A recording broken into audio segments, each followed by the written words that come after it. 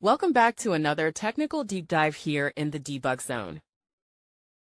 Today, we're tackling a big question and breaking it down with insights from other users. Hopefully, this clears up some misconceptions and helps you get the answer you need.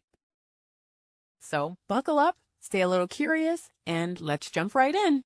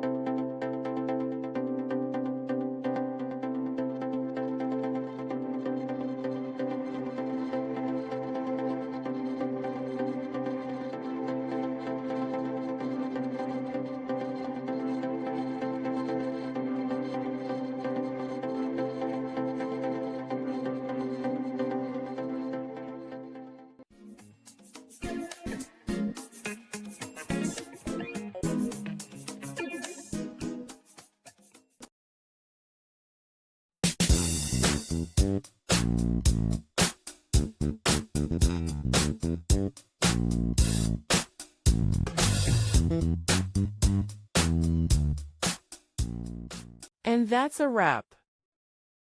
I hope you found the answer you were looking for. If you did, take a second to hit that subscribe button. It really helps out. And let me know in the comments which solution worked best for you. See you next time in the debug zone.